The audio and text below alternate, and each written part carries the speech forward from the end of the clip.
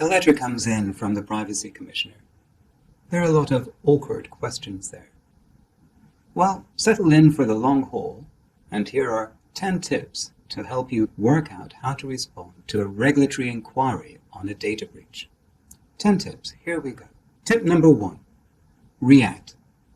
The worst thing that can happen if you receive an inquiry letter from the Privacy Commissioner, or for that matter, any other regulator, is to not know that you've received it. So make sure that you have a process in place to make sure that official letters such as this find their way from the mailroom, metaphorical or real, to the desk of the person whose responsibility it is to respond and to attend. Do not leave it lying around waiting, whether it comes in by fax, by email, by post, or any other form of communication. Make sure it comes to the attention of the appropriate person.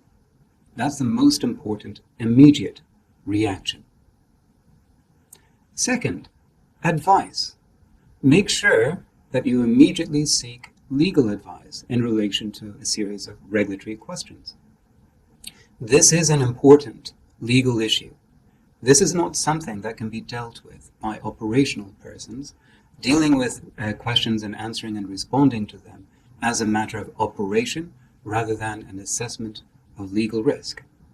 That advice can come from internal legal or external legal, but in either circumstance, make sure that you coordinate with legal from the get-go.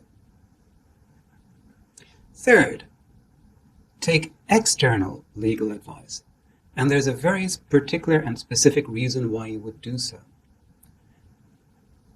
If a company or person takes legal advice in contemplation of legal proceedings, such as a regulatory inquiry, then that advice is going to be subject to legal professional privilege.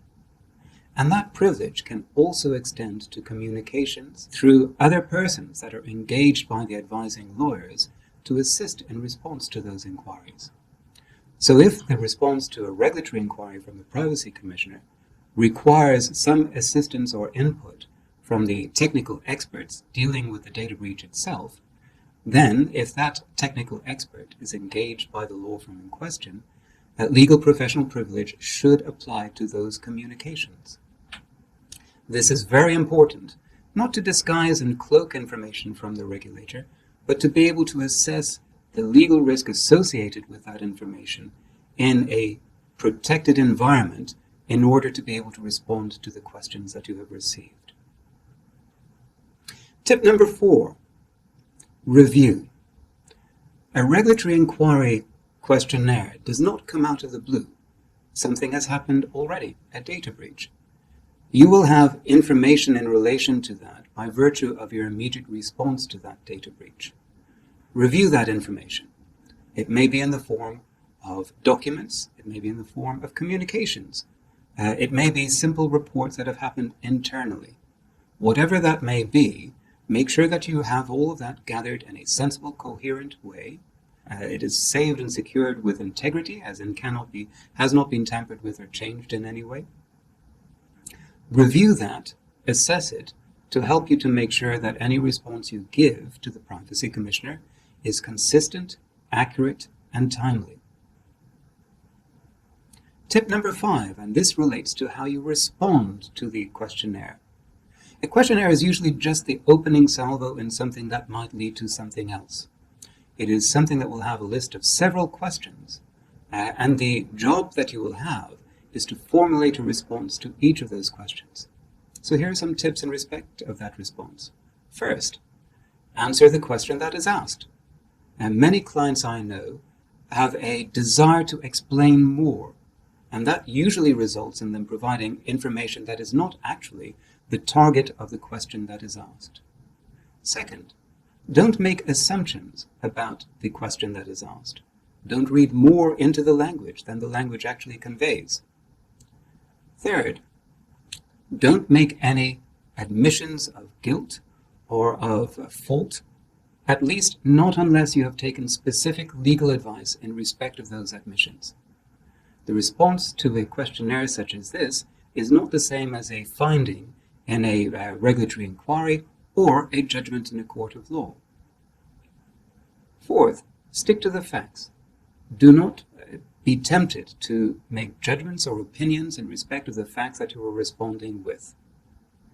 And fifth, carefully review and review again the responses you give, and specifically any supporting documents that you may be considering to disclose together with that response. Tip number 6, move ahead with remedial action. Don't delay until the outcome of a regulatory inquiry in respect of any action that you are taking to remedy the consequences of a data breach itself. Prompt remedial action goes to mitigation.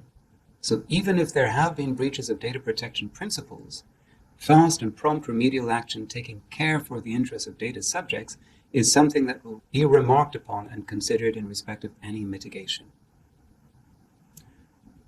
Tip number 7, cooperate. And now let me be clear what I mean by cooperate. I do not mean to volunteer information that has not been asked.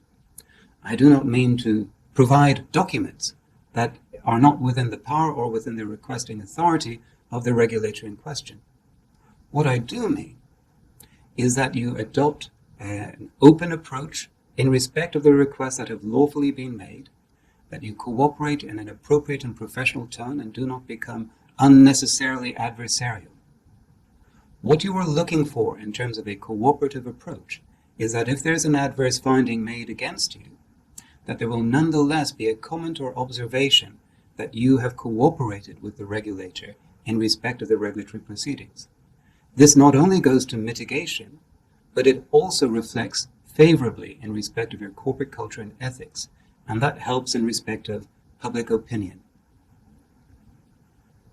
Tip number 8, if an enforcement action or a direction has been given to you by a regulator, such as the Privacy Commissioner, then make sure that you implement that very, very assiduously according to the terms of that order.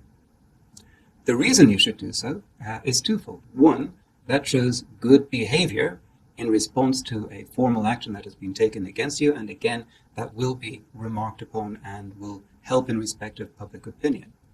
Secondly, to the extent that there are criminal offenses and penalties under many legislative regimes, including the Personal Data Privacy Ordinance here in Hong Kong, a lot of this more severe offenses, fines and penalties, relates to the failure to follow or comply with enforcement notices and directions.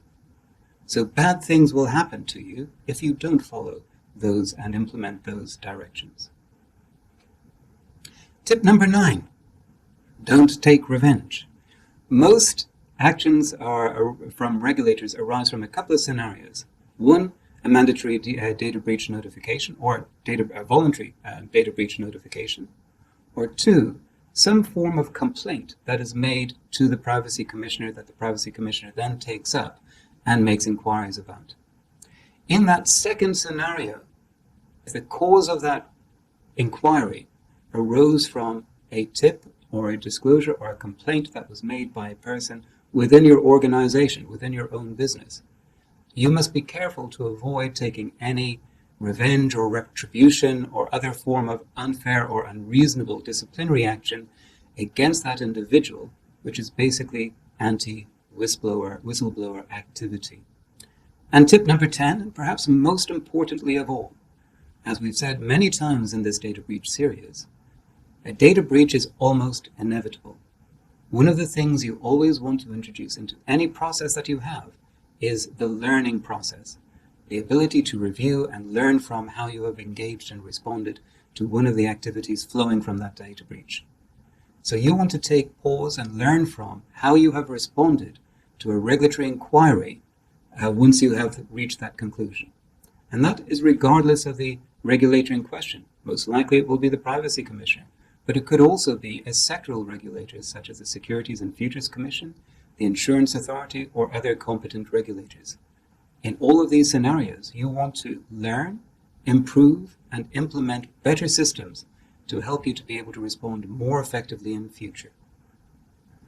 And there it is, 10 tips to help you stay the course through the difficult waters of a regulatory inquiry to a data breach.